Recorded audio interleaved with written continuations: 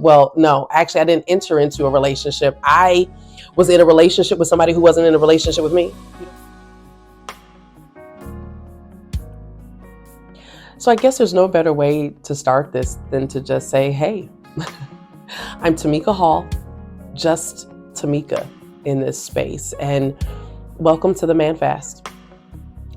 I guess I'm saying I'm just Tamika because many people know me as Dr. Tamika Hall or evangelist or minister or prophet. And at the end of the day, especially in this process, when you stand before God and you give him permission to make you completely over, you're just you. And so the Man Fast for me has been probably one of the most telling, the most vulnerable places that I have been in my entire life. And God has required me to share it with you.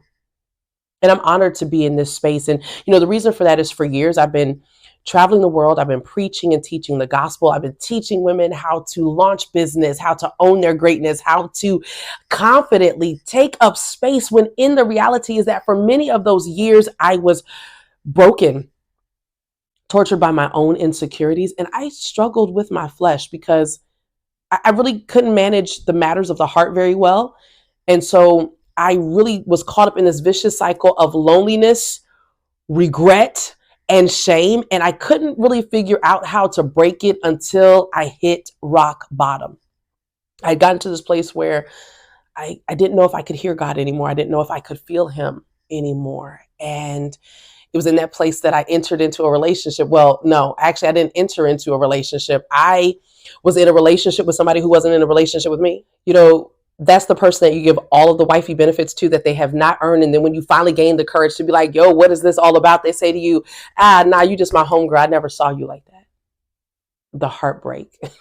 Like, that's the kind of heartbreak where your chest hurts because you sob so deeply from your soul. That's the kind of heartbreak where you lose your breath and you can't even breathe. It's that heartbreak. And it was in that moment that I crawled into God's lap and I said to him, God, I can't do this again. I can't go through another heartbreak like this again. I don't know what to do. And the Lord said to me, pursue me and let him pursue you.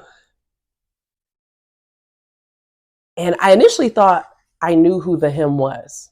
And I was praying and fasting for the him. But as I began to pursue God, he began to pursue me. And the more that he began to pursue me, the more confident I became. And the more confident I became in God, I began to hunger more and more for him. And the more he began to reveal the mysteries of who he is to me, I completely fell in love with him. And as I began to pursue God and he showed me what he thought about me and how he loved me, he began to really show me how to love myself through his eyes. And my God, like what a change. When you begin to take God's word for it, about how special you are, how worthy you are, how much he has for you, you will accept and settle for nothing less than God's best. And so I'm confident now. I put my heart in God's hands. I'm trusting him with my heart. I'm excited about what my future is. And I'm sitting here thinking that God is getting ready to tell me that I'm ready for love and marriage again. And God tells me to go on a man fast for a year. And I'm like, are you kidding me? Like, I'm literally thinking that you're going to tell me I have done a good thing. Like, I've been living right. I've been keeping my legs closed. And I'm thinking you're about to give me the green light that I can get married. We can have some legal sex. But no, you tell me to go on a man fast for another year. Are you kidding me? My answer was yes. I gave God an immediate yes, believe it or not. I gave him an immediate yes. The reality of it set in hours later. The reality and the tears of it set in a day later. And I'm asking God why. Like, what did I do? Did I do something wrong? I thought I was doing the right thing. And God began to tell me everything that he wanted for me, everything that he had for me. And yes, love was definitely on that list. And so what started as a hard thing, the man fast, turned out to be the best year of my life.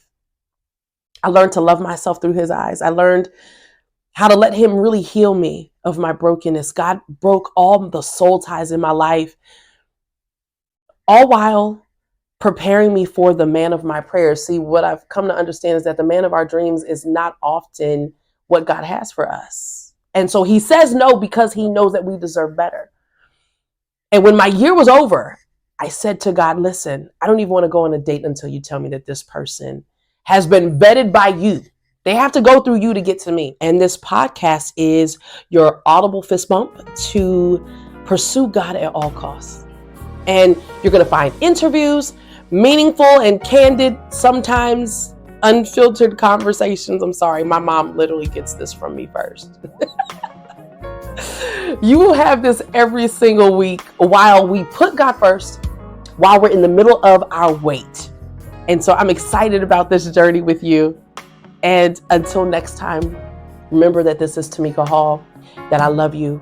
You were created to make God famous, and he has anointed you to do hard things.